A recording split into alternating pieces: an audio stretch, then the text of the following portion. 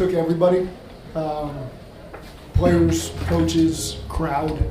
It took everybody, and we found a way to regain the momentum in the fourth quarter. It was tough. I mean, that was as hard-fought a game as I've ever been a part of in my life. Our guys found a way at the end, and you just couldn't help but think about on that 4th and 1 where the ball was at. That was the same situation we were in against them a couple years ago, and defense created a turnover. Well, this time the defense created a turnover on downs, and offense found a way to hit a big play and keep it moving. And then Evan, just like he did in his first career game winner against the Minnesota Vikings, found a way to do it again. So just couldn't be more proud of everybody involved in this whole thing. Anyone that represents the Bengals, man, this is a good day. Zac, do you anticipate DJ Reader and Jamar Chase being able to finish the season? DJ, I don't with DJ. I'll get more information, but I don't think it's positive for DJ. We'll see on Jamar. I don't know yet enough on Jamar. What more information do you have about DJ? I think there's a report. I don't want to. It's not great. It's not great. I don't want to be definitive on it when I'm just coming off the locker room. How appropriate is it, Zach, that with DJ out of the game, the one spot they run to is where DJ would have been? You got guys like Josh and obviously DJ. It took everybody. I mean, it was really proud of the way our defense bowed up there at the end and got some big stops for us. And in the first half, they kept us in it, to be quite frank, because we didn't have much momentum on offense outside that first drive, and they got those 2 takeaways in the red zone. And so that game really, it could have been an uphill battle. It could have been very similar to the Tennessee game in week 4 when they got the ball to start the second half and it scored a bunch of points, and this time our defense just bowed up and kept us in it. Offense was able to find some momentum in the second half, and then defense again came. So it was collective effort in all 3 phases, and couldn't be proud of our guys. What changed offensively for y'all in the fourth quarter? I think it was really the whole second half. Felt good. We had the turnover on the first drive, and I don't know that we punt. Did we score on every drive since then? I think. And so I could be wrong on that, but it felt like we were finally able to get some first downs, get some momentum. And in the first half, we got a holding penalty that put us in second and long, a sack that put us in second and long, and it's tough to overcome against those guys. That's a hell of a team, and they make it really hard for you. And so again, we put ourselves. They put us in some tough spots, and we weren't able to overcome it. Why is Jake capable of delivering moments like that? Jake's just so steady, and he really is. And so he doesn't get rattled by a negative play. He doesn't overreact to it. I think the interception is just a great example of that. A guy in his 4th ever career start throws a pick. I think it was cover 2 in the corner, just kind of played games with him, and he tried to bait him and throw it over the top, and then just came right back the next drive and led us to a touchdown drive. And so that's what you want to see from your quarterback, a guy that doesn't get too high, too low, is able to move on, and that's exactly what he did, and that was really impressive. And I thought, trust me, the protection plan, Brian Callahan does a heck of a job. And those guys bought into it, and it might not have every snap been perfect.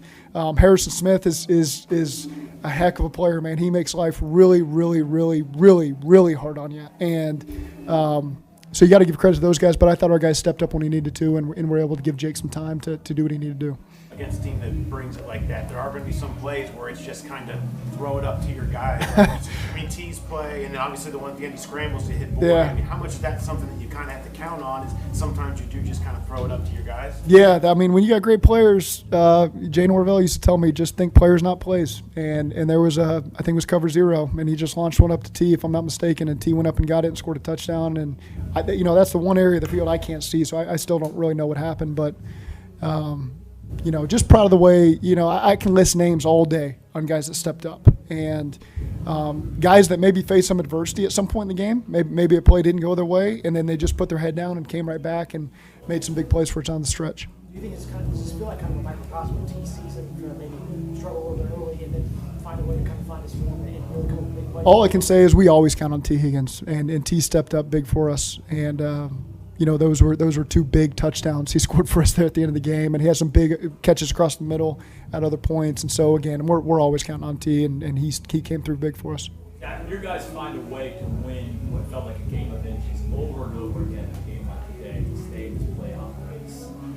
What does it continue to say about the fight in the locker room? Guys going down to win this game? It was an emotional game. That thing was a roller coaster. That's kind of like the season a little bit, and you have to be able to stay composed and not panic. And just like when you're down in the season, you're down in this game, and our guys just there's no fear. There's no, oh, here we go. It's just who's going to step up and make the play that keeps us in this thing. And I remember being down 14, I think, at the end of the third quarter, if I'm not mistaken, and just feeling like we're in this. We just have to score. Our defense will get a stop, and we don't have to start throwing the ball every play because it's a 2-score game. It didn't feel like that, and that came true for us. On that same note, after the game, when the guys walked into the locker room, multiple players screamed out one word, believe. Is that what you guys are preaching? That's not coming from me.